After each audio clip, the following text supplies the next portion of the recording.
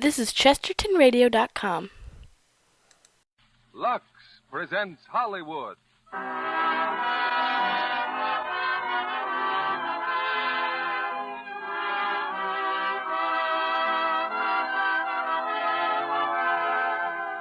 The Lux Radio Theater brings you Rosalind Russell and Jack Carson in Roughly Speaking. Ladies and gentlemen, your guest producer, Mr. Irving Pitchell. Greetings from Hollywood, ladies and gentlemen. Tonight's Lux Radio Theater play is, briefly, a saga of America. It is the frank, exciting biography of a real woman who, throughout 2 marriages and roughly 2 generations, experiences the true nature of American freedom, the opportunities for failure as well as success, the right to live by individuality and courage. In our cast are 2 players admirably fitted for their roles, not only because of their innate talents, but because they, too, have experienced the ups and downs of life. And while they landed very much on top, their natural sympathy and good humor have made them 2 of Hollywood's most popular stars, Rosalind Russell and Jack Carson, appearing in their original screen roles in Warner Brothers' Roughly Speaking. In planning for tonight's show, I talked at some length with Louise Randall Pierson, who wrote the original story of our play. She's now starting a career as a Warner Brothers writer, proving, as she says, that life begins at 50. I asked her, what if she had her life to do over again? And she assured me only one thing might make her hesitate: the dishes that she had to wash day after day, year after year, for a family of 7. If at the start of her tumultuous career she had seen all those dishes piled colossally in front of her, she might have thrown in the sponge. Fortunately, she, like other smart and thrifty housewives, laid in a supply of Lux Flakes and went on about each day's dishes singing. In fact, says the resourceful Louise, Lux Flakes were standard equipment in the Pierson home in all of its many permutations. Here's the curtain for tonight's play on the first act of Roughly Speaking, starring Rosalind Russell as Louise and Jack Carson as Harold, with George Neese as Rodney. Bulldog, bulldog, bow, wow, wow, Eli Yale. Bulldog, bulldog, bow, wow, wow. It may be a little unusual to begin a story with a boy and a girl singing the Yale Bulldog song, but it's a good way to introduce a young lady named Louise Randall, who on this crisp winter's night in 1911 is taking a sleigh ride with Mr. Rodney Crane. On a hilltop overlooking the university, Louise and Rodney continue their baying at the bright December moon. Bulldog, bulldog, bow, wow, wow, our team will never fail. When the sons of Eli break through the line, that is the time we hail. Bulldog, bulldog, bow, wow, wow, Eli, yeah. Well, do you think I can make the Yale Glee Club? Oh, there's no doubt about it. Shall we stop for a while, Louise? Let's do. Louise, how did I ever come by the marvelous good luck to find you in New Haven? Because Shelby and Company needed a reliable secretary. Oh, seriously, Louise? Seriously? Because when my father died, we woke up one morning and found we didn't have any money. So I went to work. I guess I shouldn't have mentioned it. Nonsense. Oh, look, here's the Big Dipper. The Big Dipper. When I was a little girl, my father used to say if I was good, the Big Dipper would pour down hot chocolate covered with whipped cream. I still expect it to, even when... Oh. I kissed you, Louise. Yes, you did. I want to apologize. I kissed you without your permission. If that's all that's troubling Darling, you. I want to take you out of all this. All this what? I want to give you a home, a real home, with me coming home from the bank on the 5:15. You bustling around the kitchen. And if you get home before I do, you bustling around the kitchen. You get home? From where? From work, of course. Rodney, do you know they pay secretaries $25 a week in New York? Oh, I'd never permit my wife to work. Oh, funky doodle. Why, with your brains and my get-up and get, we'll make a wonderful But team. I want to be able to give you things, a house and a maid. I graduate in June, and the bank's going to start me off at $66.66 a month. Why, in 2 years... In 2 years, you'll be making thousands. You mark my words. Well, that's why I say, if we only wait... Why should we wait if we love each other? The minute you graduate, let's whiz right down to the town clerk and be married. But it just isn't done like that, Louise. Oh, prunes and prisms. You do love me. Oh, yes. It's just that I feel so... What? Unambitious. And you will wait for me, won't you, darling? Only until you get the $66.66. Oh, let's have it perfect. Let's get a little apartment, all on our own, even if it's tiny. Just the two of us against the world. All right. Oh, I won't say obey, and I won't say white. But, and I won't... Louise... But me no buts. And we're going to file health certificates, both of Why? us, because I want all my children to be perfect. I'm going to have 9. 9? Oh, now, wait a Oh, minute. Rodney, I feel so darn good.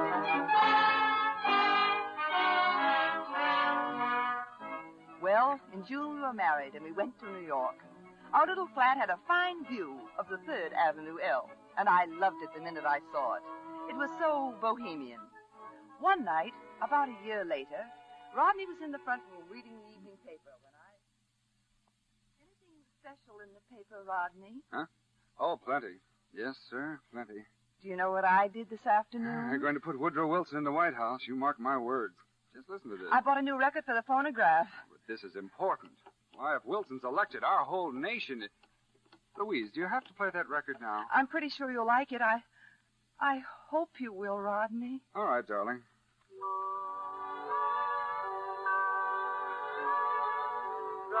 It's very nice. I wish someone would tell that Theodore Roosevelt to... Louise! Yes, dear? That record! Oh, darling, aren't you happy? Happy? Well, I'm the happiest man in the world. Louise! Here, darling, sit down. How do you feel? Oh, for goodness sake, why didn't you tell me?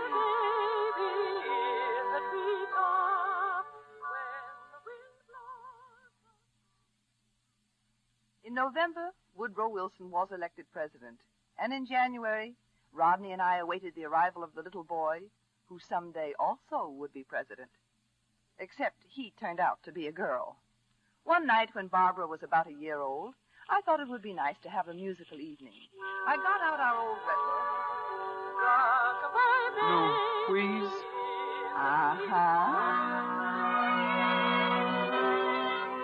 And again in 1915.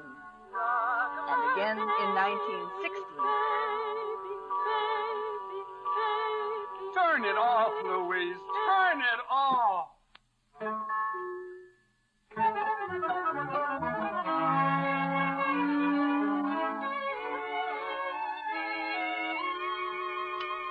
Barbara and John, Rodney Jr. and Louise, Mama and Papa.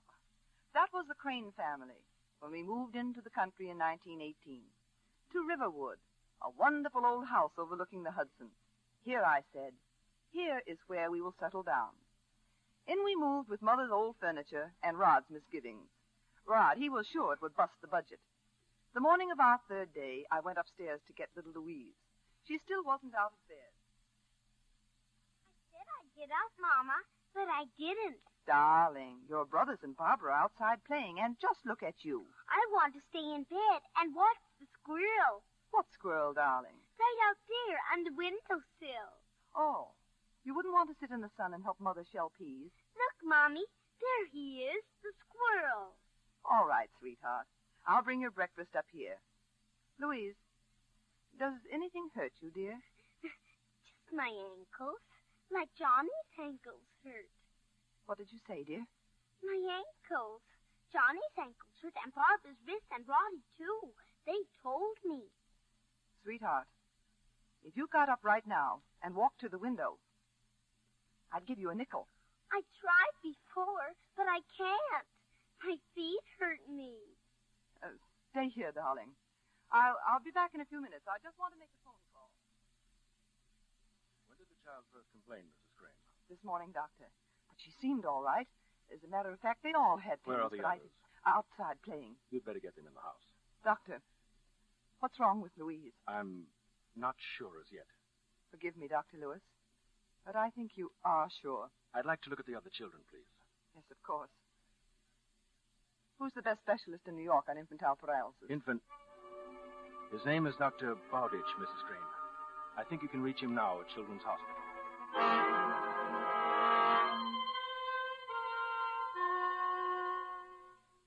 Well, Dr. Bowditch, Where is your husband? Dr. Lewis sent him to the drugstore. Well, it can be worse, Mrs. Crane, much worse. The youngest had better remain in that room by herself. The others, it's all right if they're together. The others? They have it, too? Yes. We'll need another nurse. Of course. There are a few things I can assure you. John and Barbara and Rodney will get off lightly. Slight redness of the throat, but no paralysis as yet evident. I'm starting them on serum. Louise? At present, she has only the use of her left arm. Prognosis for life? Well, it's fair. Life? But she doesn't even seem sick. She's very sick. You can't breathe when paralysis reaches your lungs. Doctor, may I speak to you, please? What is it? Is there anything wrong? Please, Mrs. Crane. What is it, nurse? If you don't mind, I wish you'd talk out loud. You'd better stay here, nurse. Whispering is so depressing. I don't think you realize how serious this is, Mrs. Crane. I don't feel equal to being sad. What did you call Dr. Bowditch for? He wanted to give the serum. You must get hold of yourself. Mama! Mama! Yes, darling? I want a cat pistol to scare the squirrel. I want a cat pistol right off. Yes, darling. Cat pistol? Your child is very ill, Mrs. Crane. I won't take the responsibility. You don't have to. I will. Louise, what is it? What's going on? Rodney, would you mind getting the cat pistol? It's in the 4th of July things in the cellar. Oh, what on earth do you Louise want? wants it. Please, Rodney. Darling, she's very sick. I don't believe you really understand. I understand everything. She'll live. She has to live. Oh, yes, but... I know. She'll be lame. Lame? How do you know she'll ever walk again? Because I'll make her. Louise, I don't see how you can take it like this. It's almost heartless. Heartless? Simply because I refuse to crucify Louise by allowing this thing to assume the proportions of a great sorrow? Well, how are you going to help it? By not crying over it, by not sentimentalizing it. Paralysis will be just a darn nuisance, that's all, for Louise, I mean. Rodney, she wants the cat pistol. I'll get it. Mama, you brought it. Yes, sweetheart. Here's your cat pistol. But the squirrel's gone away. He's gone to bed. Louise, look, dear. Look out the window. The squirrel's gone to bed. But you can see the Big Dipper. Uh-huh. And if you're a good girl, it'll pour down hot chocolate covered with whipped cream. And there's the Great Bear and the Dog Star. Such a long way off. I bet if I try hard enough, I can hit them. Watch me, Mommy. Oh, I'm sure you can hit them. I'm sure you can.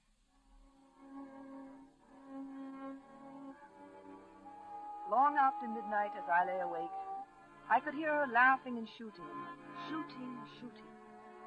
aiming for the stars.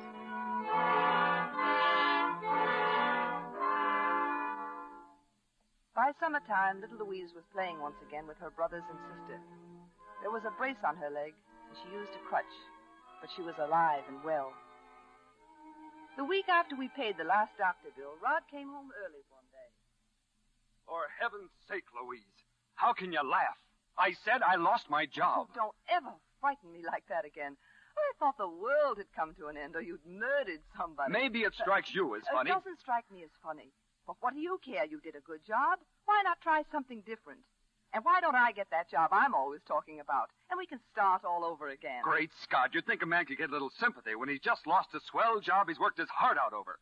But no, just throw 10 years banking experience into the ash can and try something else. Darling, don't worry. All the banks are cutting down. There's a recession, in case you're interested. You'd been better off if you'd never met me. I admit I wanted you to get ahead, but love has nothing to do with prosperity. If you really cared, you'd be crying. I never cry, unless I'm sure I'll be able to stop. New England. There she stands. There is no substitute for granite. You know, I believe if I died, you'd regard it as just another way to develop your character. Oh, darling, don't say a thing like that. Just because I'm determined, I can't help that. You remember about Grandfather Randall? He tried 3 times before he reached the summit of Mont Blanc. Finally, when he did, why, he was overtaken on the way down by an avalanche. But by George, he made it. Oh, well, I guess I can get another Oh, job. come on, darling. Let's go find the kids.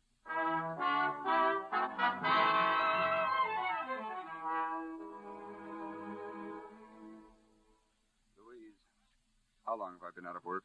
5 weeks, dear, but I wish you would. Well, it's over, Louise. I start next Monday.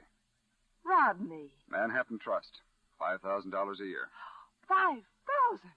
Why? Well, we'll be able to afford the country club and send the children to camp and... What's the matter, darling? You have the job. If I hadn't, I couldn't tell you this. Tell me what... Is it a girl? Is she pretty? Yes. No. Oh, I don't know. it isn't that. Maybe it's an infatuation. Maybe it won't last. No, that would be easy. You want to marry her? Yes. But I did everything I could. That's just it. You did everything. A man doesn't want to be done for. He wants to be loved. But I do love you. You're my life. Your life, I was just something on a list. Something that didn't get attended to. Oh, it's all so hopeless. I don't understand you, and you don't understand me. We never have. A wonderful adventure. The train going nowhere. I'm sorry, Louise, but there hasn't been a day in the last 10 years. I know. Let's not go over everything and cry and scream. Let's not destroy the past.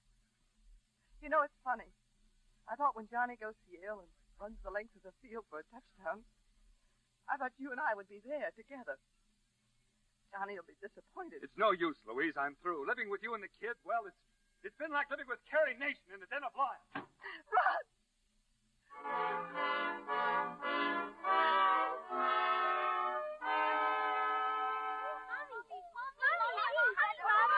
Hello there. Well, all present and accounted for. Everything all right? Oh, yes, Everything is over here. Now, where are the keys to the car? Oh, what are you doing in that building, Mama? It says courthouse on the building. Well, you'll have to know sometime, I suppose. I've been getting a divorce. What's a divorce? Where is it? I want to see it. It's a paper that says your father and I aren't,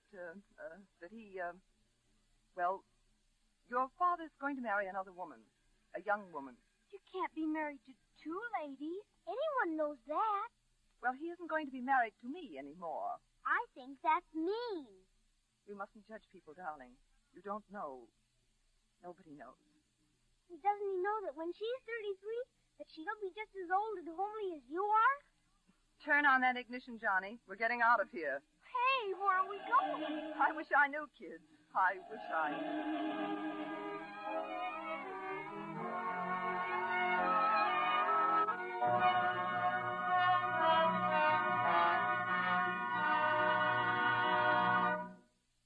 Rosalind, Russell, and Jack Carson will bring you Act Two of Roughly Speaking in a moment. What Hollywood celebrity have you been seeing today, Libby? Why, Milo Anderson, top designer for Warner Brothers, who did the clothes for Rhapsody in Blue. He got so excited about the picture, he designed a special fabric and named it for the Gershwin Rhapsody. Are there lots of beautiful clothes in the picture? Oh, yes. Alexa Smith has some stunning outfits she's supposed to have bought in Paris. And Joan Leslie has over 20 costume changes. Although that's not as many as Robert Alda has, who plays the part of George Gershwin. How do you account for a man's having more? Could it be because the story of Gershwin's life covers 2 decades? Joan doesn't appear until he's a young man. Well, maybe smart women need fewer things because they know how to keep them lovely longer with Lux Care. It's ever so easy to keep colors fresh-looking with Lux. The studios know that, too. Sometimes a scene that is supposed to take place in just a few minutes may take days or even weeks to shoot, yet accessories have to stay fresh-looking. So they're just whisked through lukewarm Lux suds. Afterwards, no one can tell the difference, because they stay so new-looking with Lux Care. Milo Anderson does some perfectly breathtaking clothes, and yet ever so many are as wearable as they're wonderful. He's practical. There's one very practical rule the wardrobe departments of Hollywood follow. With millions of dollars invested in costumes, they do as millions of women in their own homes do. They trust to gentle Lux. Lux Care keeps things so lovely and new-looking so much longer, it actually pays in dollars and cents. They know that anything safe in water is safe in Lux. If your dealer is out of Lux right now, try again soon. More is on the way. Lux is so thrifty, it's worth waiting for. Here's our guest producer, Irving Pitchell. Our curtain rises on the second act of Roughly Speaking, starring Rosalind Russell as Louise and Jack Carson as Harold.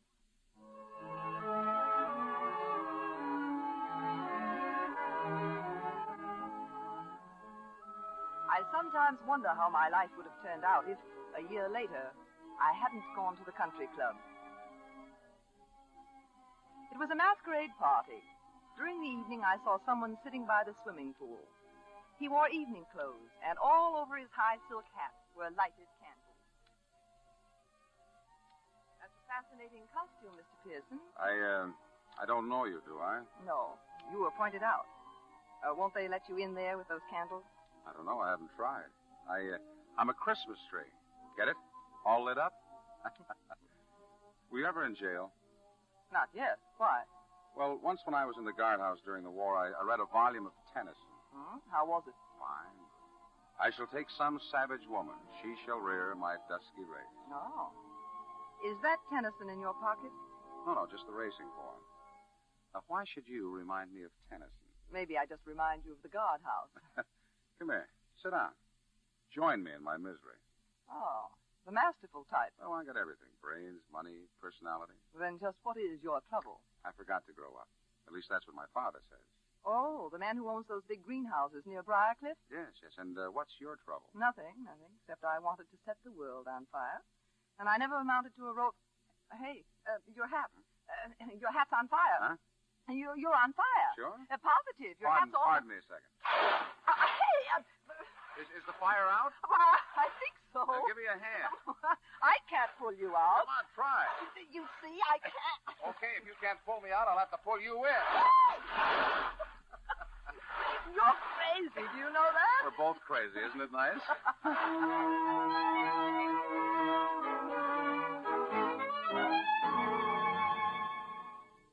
You may as well sit in here in the kitchen. You can hang those wet clothes by the oven. Tell me, Mr. Pierson, do you always keep extra clothes at the country club? You look very striking in my golf knickers. What's in the icebox? Bologna. You got any bread? Next to the stove there. Sometime, do you think I could visit your father's greenhouse? Well, I don't get down there very often. I thought you said you were vice president. I just draw the salary. Got any pickles? Ridiculous, no pickles. But for 2 hours, you've been telling me how ambitious you are. Well, sure, but ambition's very tricky. You got to watch it or you'll end up with lines in your face and no hair. Sandwich? Thank you. Well, I know what I'd do. I'd quit sponging off my father, and I'd build my own greenhouse. That's nice dreaming, but where will I get $125,000? I've never saved a dime. My father used to say you could do anything if you have brains and tried hard enough. Oh, I forgot the mustard. Sit down.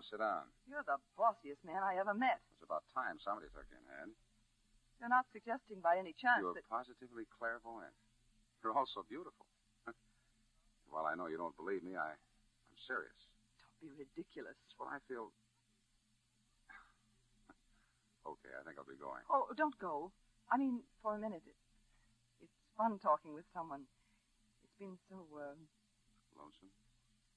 I've never talked like this in my life. It's about time you did.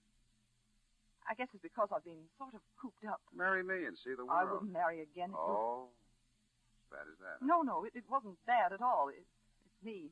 I'm dreadful. Oh. Well, I am. I'm ambitious even if I do get lines in my face and no hair.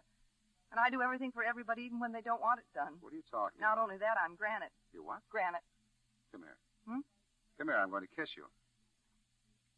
Now, wasn't that pretty silly? I'm not silly. Now take it back. Two grown-up people acting Go ahead, say it. I will not. Come on, no, come I on, won't say it. Oh, Come on. All right, you're not silly. Now we're getting somewhere. Mommy, what happened? Well, business is picking up, I see. Hello, Mama. Mama. I don't want to seem curious, Louise, but where did you dig up the wildcats? Brace yourself. They come with me as standard equipment. Ready-made family, huh? Well, Mr. Harold Pierson, it's been very nice knowing you. Mama, are you going to get him for our father? Oh. That kid could make a fortune reading tea leaves. You run along up to bed, children. That's it. Now, there's nothing to worry about. Good night now. Go right to sleep. Good night. Now, maybe you can see why I'm ambitious. Well, if you married me, you wouldn't be struggling alone. I'd be in there swinging with you. Oh, you see, I need somebody to push me. Who could say, as you did, quit sponging off your father and get a place of your own. I tried once before to make a man into something he didn't want to be. But look at the material you've got to work with this time. You don't have to sell me on being president instead of vice president. I'm the kind of guy who likes to start at the top. Always modest and retiring. Say, listen, there'll be just as many of my friends sorry for me marrying you with those 4 kids as there'll be yours sorry for you. You're sure you don't mind the kids? What are you talking about? I love them. They're part of you. And my gray hairs? I think they're wonderful. Don't you see? It's a new life. You and I together. How can we fail? I will knock this cockeyed world for a loop. Yeah.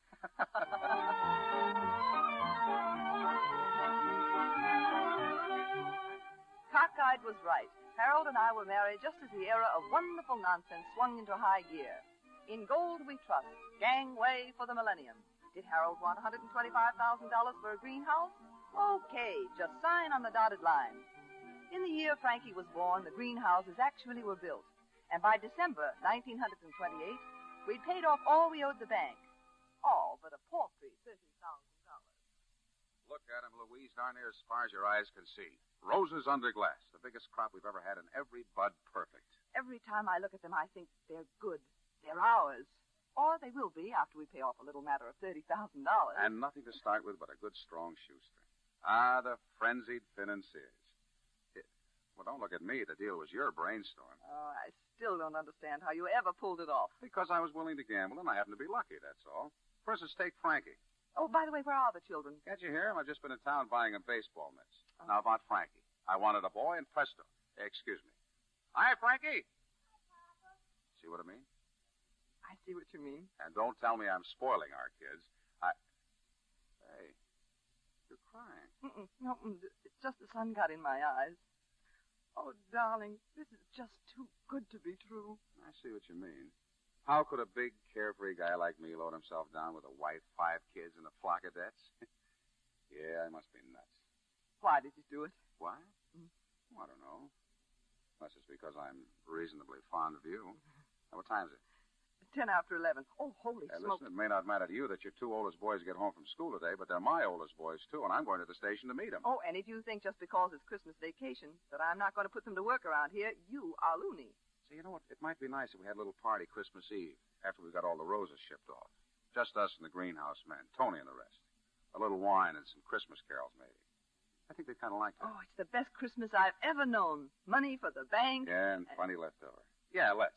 Hey, break up that ball game, you kids. We're going to meet the boys.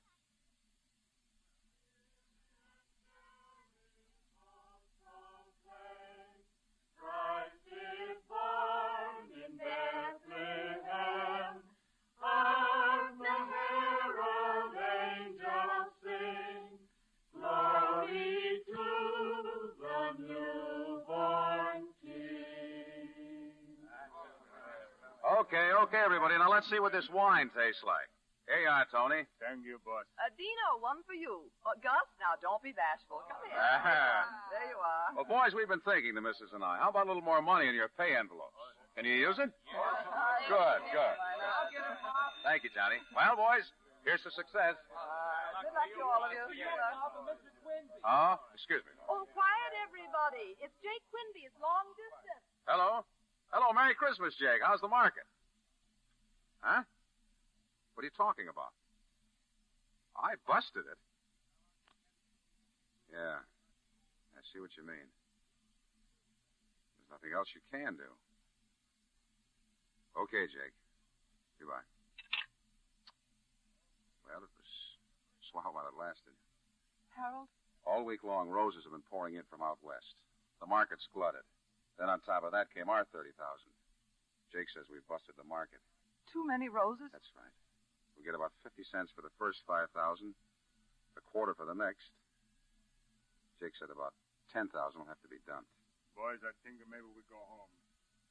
Good night, Tony. Good night, Mrs. And Merry Christmas. Yes, Good thank night, you. boys. Thank you. Same to you. Well, what have you got in your eyes this time? Nothing. I'm just plain bawling. From rags to riches in 10 easy lessons. Mr. Fix-It, that's me. I got you into this mess. You were all right until I got hold of you. Who's kicking? Now, if I'm not seeing things, the Christmas tree is still standing over there, and the presents are still piled up around it. Sure. Who says there ain't a Santa Claus? Yeah, well, what are we waiting for? Hey, kids. Come on, let's open up the presents.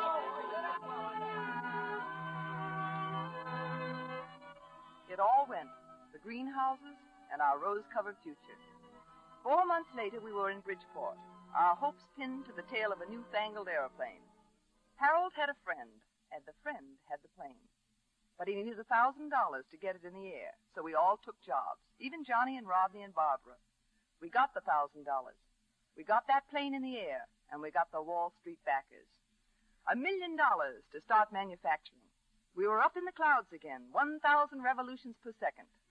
If you're interested in having a custom CD produced for you of many old-time radio shows available, then visit vintagebroadcast.com. But the year was 1929, and the month was October. And Destiny had a date with high finance, which nobody had told us about. Wall Street panic. Bottom drops out of stock market. Biggest stock crash in history. Financial disaster threatens nation. Indians wiped out as bubble bursts on Wall Street. As far as I'm concerned, they can give this country back to the Indians. If they're as smart as I think they are, they won't take it. Well, this has all the aspects of an undesirable situation. What, new approach do you suggest? What's the matter with us, for heaven's sake? We have brains, ambition, background. We work like dogs.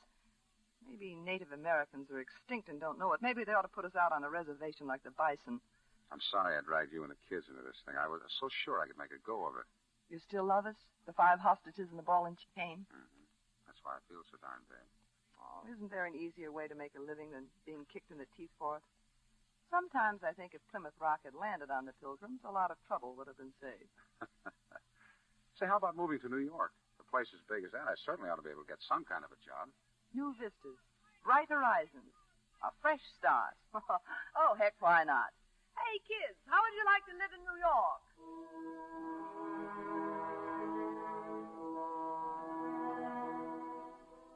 And then came the 6 black years.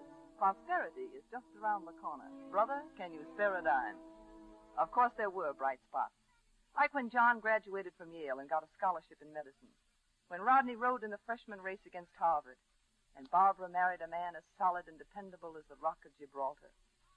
So in 1937, the only members of our little band of wildcats left with us were Louise and Frankie. All the want ads, Mother. Find anything? Yes. They want a steam fitter and a neat-appearing colored man with a bicycle. I can see the trouble with me is I didn't specialize. And they're still advertising for men to sell those vacuum cleaners like Pa's doing.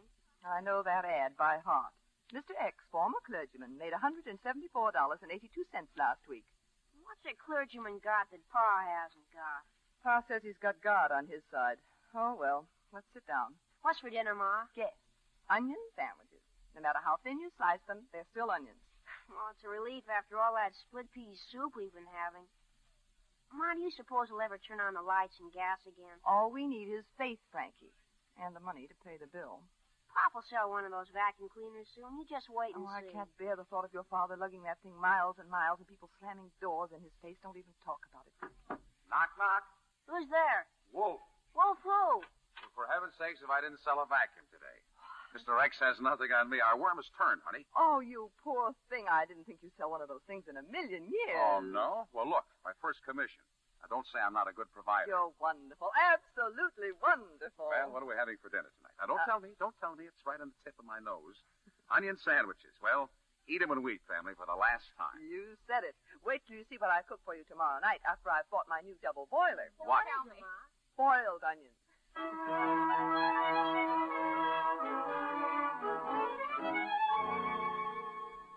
There was a lovely little pool room near where we lived, and the next day as I returned home with my double boiler, I happened to glance inside. There, amid the unfamiliar scene, was a very familiar figure. Now, don't complain, fellas. Just watch. Watch and you'll see how it's done. Are you ready? Here we go. See? Now, shall we have another game, or are you broke? Now, here's your $6. I'm through. Far from me. You're too good, Oh, Pierson. now, boy. Here, I'll give you the rest tomorrow. I'm busted. Well, so long, boys. I'm going to have a beer. If you feel lonesome, just call me. Are you the man who wants to sell me a vacuum cleaner? Huh? Oh, I expect him any minute. Would you care for a beer? Certainly. I like your office. It'll do for a start. These gentlemen, all customers? Prospective. How's business? Picking up. I just chalked up a swell deal in there. Much of a future in it? Yes.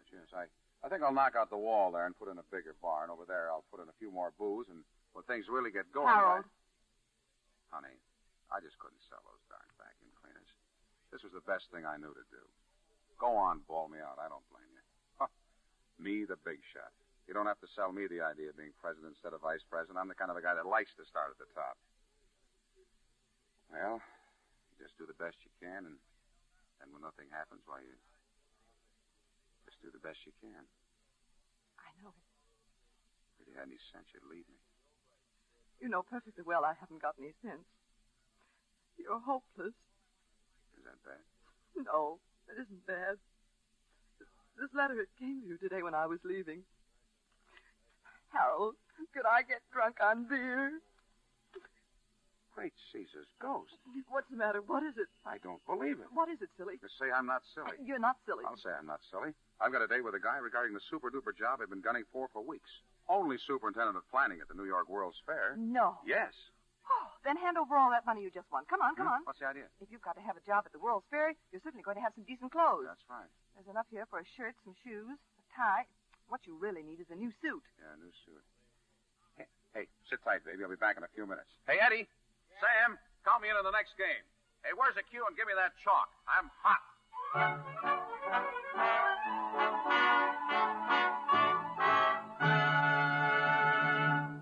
We pause now for station identification. This is CBS, the Columbia Broadcasting System.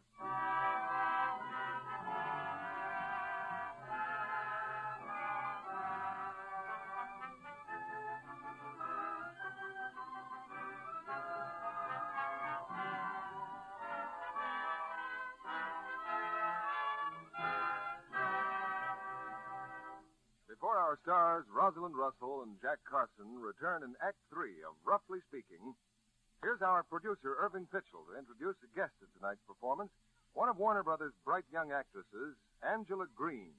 She's blonde, she's Irish, and very ambitious. What kind of roles do you want to play, Angela? I'd love to do something really dramatic, Mr. Pitchell, like Joan Crawford and Mildred Pierce. That's the picture that Jack Carson is in your play tonight. He's co-starred in along with Zachary Scott. I had a small part in the picture, and I watched Joan every chance I could get so I could learn. It's her first picture in 3 years because she insisted on waiting for the right story and the right role. And in this, she's more wonderful than ever. You've picked an excellent model. She always looks so glamorous, too, no matter what she wears. And in Mildred Pierce, she wears the most wonderful, wearable clothes you ever saw. You sound like something of an authority on clothes yourself. Well, I used to model for photographs back in New York. But wearing lovely clothes in front of a camera wasn't enough. I've always wanted to be an actress, a really good one. Did your modeling experience help you? In acting a little. In being thrifty a lot. When you're a model, you're expected to look beautifully groomed every minute of the day. Lux was a wonderful help in keeping stockings, undies, and blouses new looking longer, so I could afford dramatic lessons on the side. And in saving my pennies with Lux and studying dramatics in Hollywood, so I'll be ready for bigger roles. And I'm sure they'll come. Thank you, and good luck, Angela. Lovely women all over the country depend on Lux for exquisite grooming. It keeps pretty colors and fabrics new-looking longer. Actual washing tests prove Lux Care keeps undies color fresh 3 times as long. Slips and nighties washed in strong soaps, hot water, and handled roughly soon look faded and old. Yet identical undies washed the same number of times with Lux still look lovely. Lux is thrifty care for all washables. We take you back to Irving Pitchell and our stars. We hope you'll be with us after the show when our 2 stars come back for their curtain call. Here's Act 3 of Roughly Speaking, starring Rosalind Russell as Louise and Jack Carson as Harold.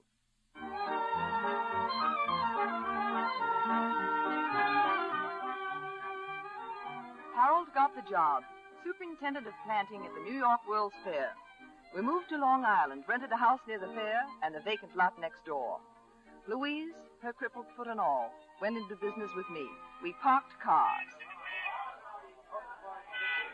Park your car, folks. Always room for one more. Drive right into the particular parking lot for the particular people. People who don't particularly care what happens to their car. We dent your fenders, scratch your bumpers, solve your problems. Right this way, sir. You know a good thing when you see it. Right this way. We'll be back in about 2 hours. Yes, sir. 35 cents, please. And be sure you stop in at the chemistry exhibit. Hear my son Frankie lecture on plastics at the age of 17. Never mind that. Just be sure to turn the motor off. Women parking cars. Yes, sir. Yes, sir. Hey, Louise, any more room? We're all filled up, Mom. Well, here's one more. We might as well squeeze him in somewhere. You got any room? Pull right in, sir. Plenty of room. Just watch that coupe on the left. That's it. Careful of your fender there. Plenty close. 2 o'clock in the morning. It's a great racket. That'll be 35 cents, Okay. sir. Turn right as you go out and follow your nose. Thank you, sir. Don't forget to look at the flowers. My husband planted every one of them. We better put the chain up, Ma. We're sold out. Well, we got them all in, but don't ask me how we're going to get them all out. Oh, look, another one. Hey, we're filled up. No more room. Back up. You can't get in. We're filled. Look out or we'll mow you down. Oh, it's John and Rodney. Louise. Well, what do you know? Look who's here. Oh, I was never so glad to see anyone in my life. Oh, I knew you'd make it. Well, don't sit there. Come on, get out. You got any room to park this Rolls Royce? No fine room for it if we have to put it on the front porch. Oh, let me look at you, John. No, you don't look like a doctor to me. Oh, that's because I haven't got my little black bag. And Rodney, a new suit and everything. You look pretty snazzy. Oh, you look pretty nice yourself. Hey, but what's with this parking racket? I thought you were in the money. Well, Frankie has his heart set on Harvard. I thought we might as well make hay while the sun shines. Harvard? What's the matter with Yale? Well, now that the boys are here, I might as well tell you, Ma. Guess who's at the house? Barbara. Barbara? Well, when did she get we here? just thought we'd all drop in for dinner. Oh, but your father's at work, and Frankie... Oh, it's all fixed. They'll be here any minute. For heaven's sake. Huh? I just remembered. It's my birthday.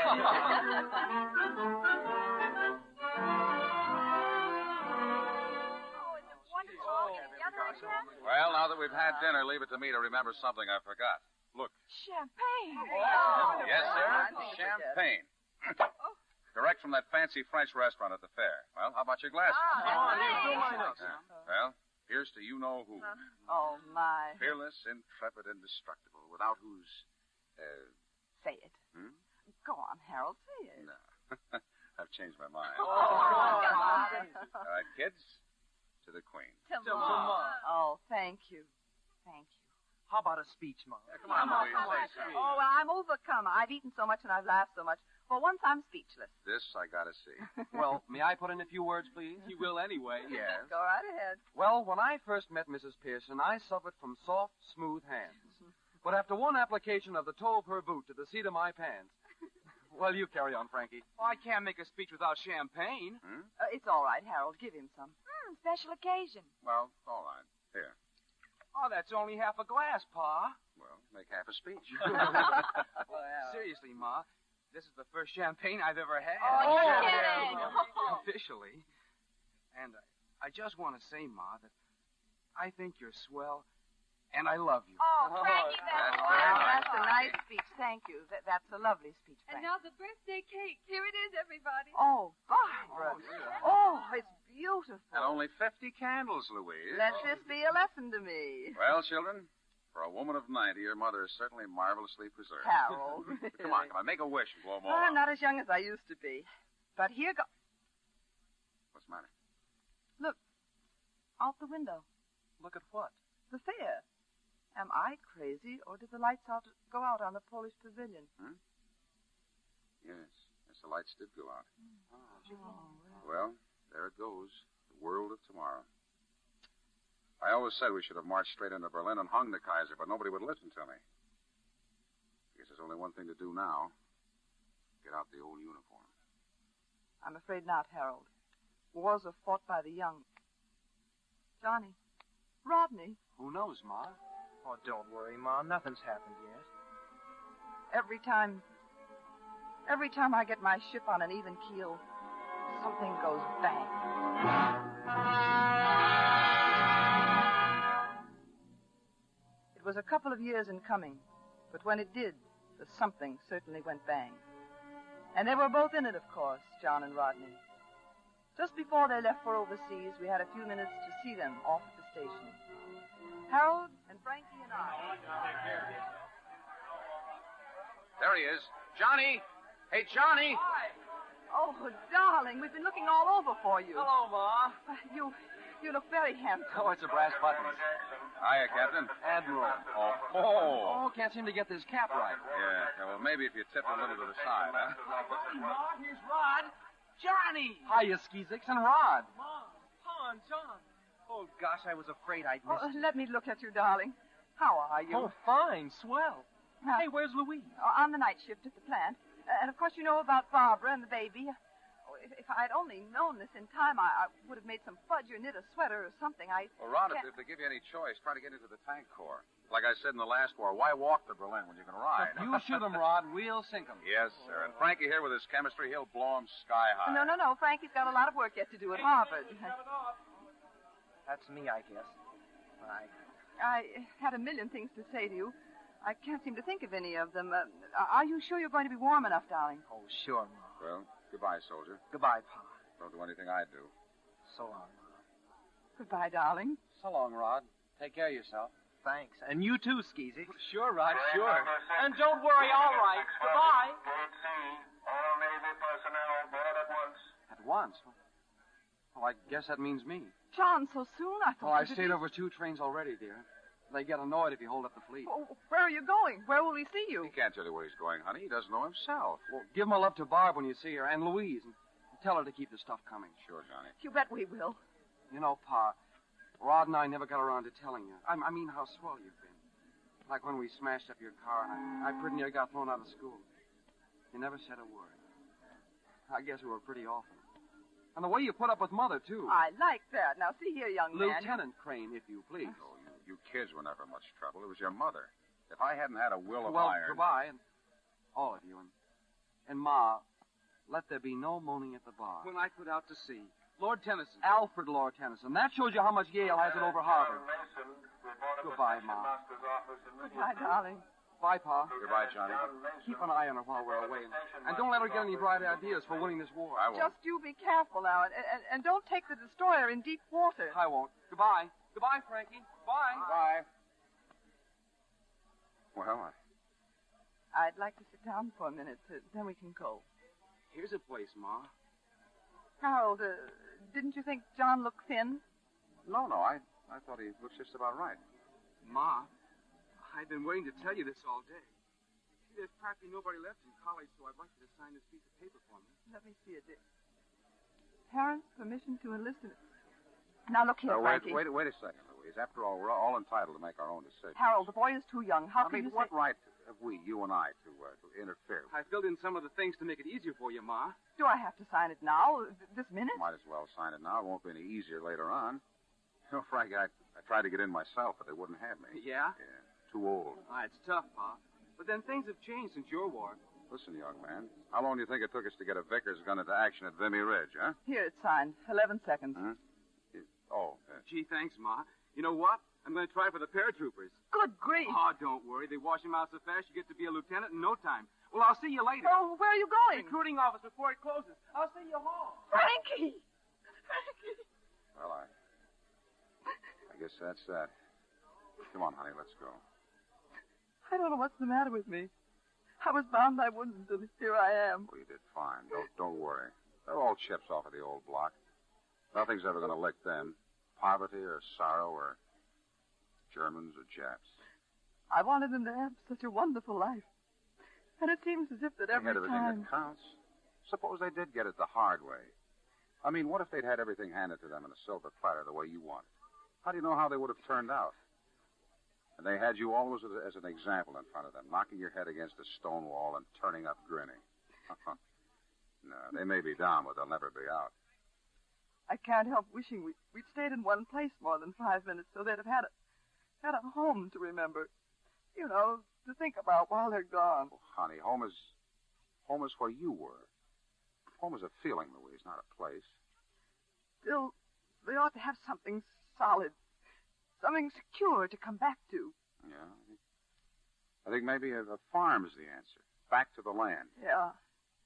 Maybe we could get a little place somewhere, you know, sort of 50 acres and develop it gradually. 50 acres. If you're going to have cattle, you got to have at least 200 acres. Who said anything about cattle? I was thinking of turkeys. Oh, phooey on turkeys. Now you've got cattle and a flock of sheep. Well, maybe. now, of course, if we had a garden and some chickens, maybe the place could be self-supporting. Self-supporting nothing. I just read the other day about a guy who started out with nothing at all but cattle and sheep, and in no time at He all. lost his shirt. All right. I know. You were just dreaming. Well, they can't shoot you for dreaming. Not in this country, at any rate. That's right.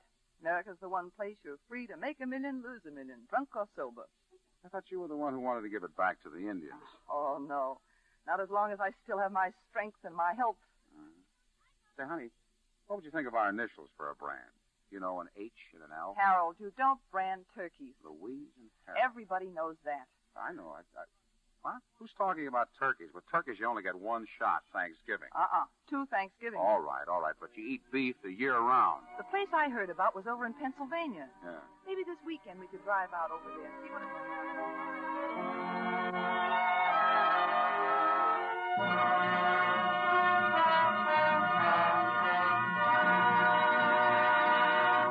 Our stars will be back for their curtain calls in just a minute. Now, when it comes to clothes, there's one item the end of the war brings to most women's minds. Nylons. That's right, Sally. Nylon stockings are expected to be back in the stores in 2 months or so. I wish it were sooner. Well, most stores don't want to put nylons on sale until they have enough to go around. Few stores that have sold small quantities recently had to call out the police to keep order. But I know one lucky lady who won't have to wait. Mrs. V.G. Linke of New York has 8 pairs of nylons, and she bought them in August 1941. That's over 4 years ago. Yes, but they've had Lux Care all that time. And you know how Lux helps stockings wear. Here's what Mrs. Linke says. I still have 8 good pairs of nylons that were bought in August 1941. I've just lived in them. In fact, I've worn nothing else. Isn't that a wonderful record? I give a lot of credit to Lux. My nylons are luxed after every wearing in lukewarm suds. Believe me, when nylons come back again, I'll stick to Lux. It certainly helps keep runs away. And scientific strain tests back up Mrs. Linke's remarkable record. These tests showed stockings washed with Lux lasted twice as long. That was true of nylon, rayon, cotton, and silk. Stockings washed with strong soap or rubbed with a cake of soap soon popped into runs. But the Luxed ones stayed lovely twice as long. For nylons as well as rayons, use Lux Flakes. Mr. Irving Pitchell returns to the microphone. A curtain call is no new experience for troopers like Rosalind Russell and Jack Carson. And here they are, back at the footlights to receive our thanks. You made inspiring parents, both of you. Thank you, Irving. Maybe having children of our own helped. Your youngster must be growing up now, Rosalind. Have you taught him how to talk? Oh, yes. Yes, well, now you'll have to teach him how to keep still. That's right, Jack. How are you bringing up children, Jack? Oh, great, Irving. I use psychology. Psychology? Yes, if I want them to go to sleep, for instance, all I have to do is, well, just whisper in their ear. That I'd like to see. What do you whisper? Go to sleep or I'll land the daylights out of you. I don't believe it. What's your formula, Rosalind? Well, I usually sing my youngster to sleep. Oh, I do that, too. Well, you sing, Jack? Do I sing? Why, when I first came out to Hollywood, all the studios were after me to sing. And what happened? They were after me. Somehow I can't imagine you singing a lullaby, Jack. But I do, Rosalind. I've got a lovely Russian lullaby. Russian lullaby? Sure. Rock-a-bye, babe-ski, in the tree-top of it. When the bow breaks-ski, the cradle will drop a bit. Just a minute, Jack. That's plenty. Before our audience drops off to sleep, I want to be sure to tell them what we have for next week. Yes, what do you have, Irving? The play that I have a great personal interest in because I directed it for Paramount. It's John Steinbeck's story, A Medal for Benny. Oh, that was a great picture, Irving. And I hope you've got the original screencast. They did a wonderful job in the picture. Yes, we have all 3 principals, Dorothy Lamour, Arturo de Cordova, and J. Carroll Nash. That setup rates a medal for Pitchell, Irving. Good night. Good night. Good night, Irving. Good night. Thanks for a great evening.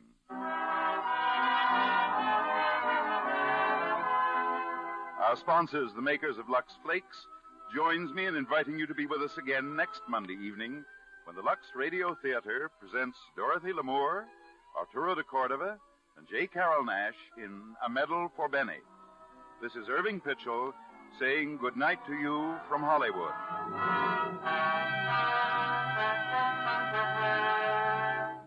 Now that victory is won abroad, we have another victory to win at home.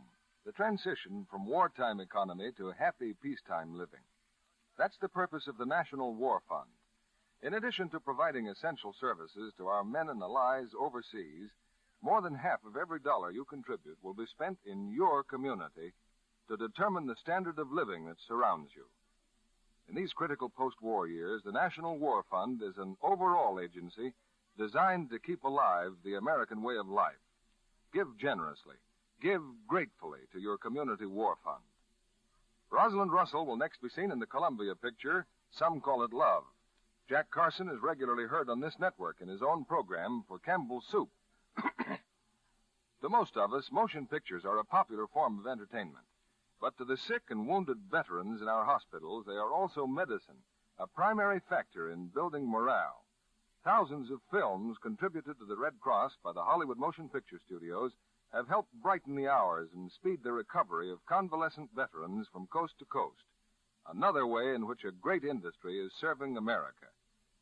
This program is broadcast to our men and women overseas through cooperation with the Armed Forces Radio Service. Our music is directed by Louis Silvers.